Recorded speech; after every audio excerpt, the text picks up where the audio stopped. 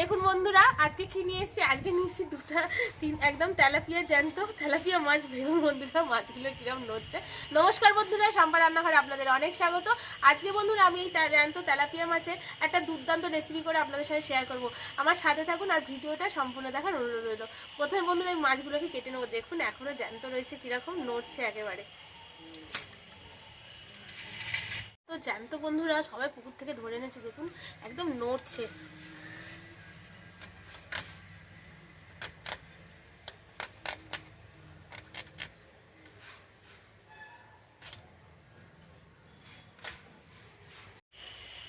বন্ধুরা এই পুকুরের জ্যান্ত মাছের কিন্তু স্বাদই আলাদা হয়, আর তেলাপিয়া মাছেরও স্বাদ কিন্তু খুব সুন্দর হয় জ্যান্ত মাছের।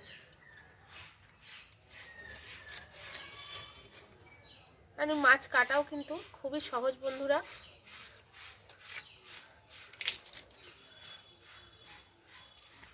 এত নড়ছে বন্ধুরা মাছগুলো, দেখুন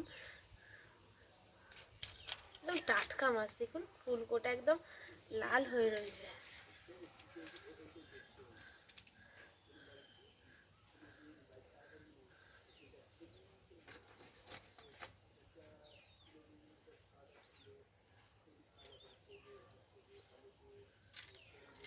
মাছগুলো আমি গোটা গোটাই রেখে দেবো বন্ধুরা।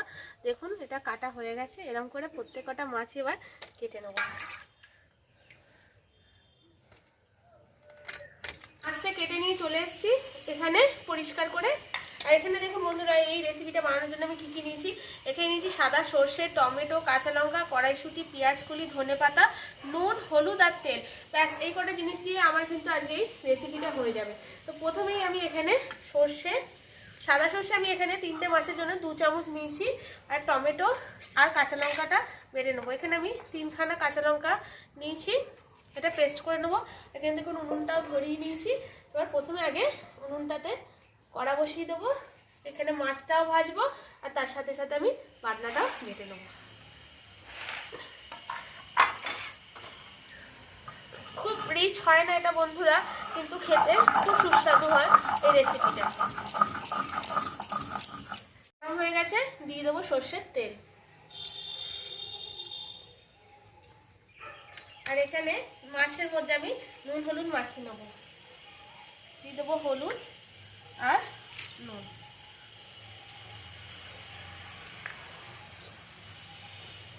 দিয়ে মাছগুলো ফ্রাই করে নেবো।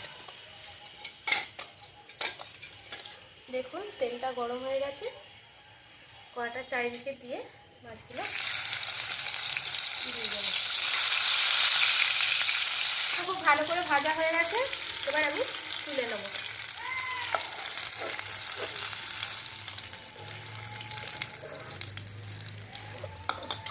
এবার কড়ার ওই তেলেই দিয়ে দেবো 5 ফোড়ন কয়েকটা। আর এখানে যে আমি পেঁয়াজ কুলিগুলো কেটে রেখেছি সেটা দিয়ে দেবো। এখানে কড়াইশুঁটিগুলো আমি এখনই দিয়ে দেবো।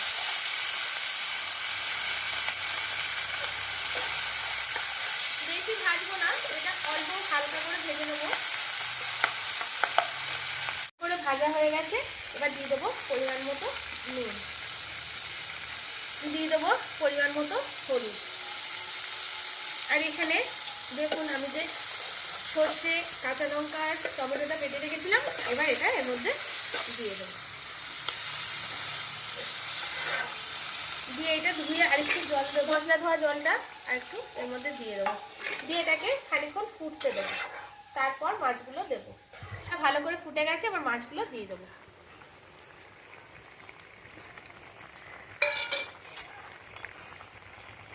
দিয়ে আরও 5 মিনিট মতো ভালো করে ফুটিয়ে নেবো।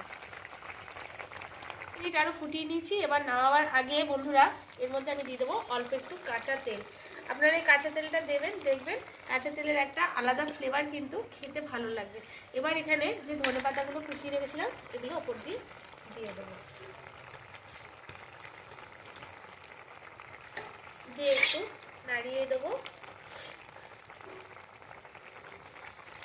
এটা হয়ে গেছে, এবার এটাকে আমি নামিয়ে নেবো।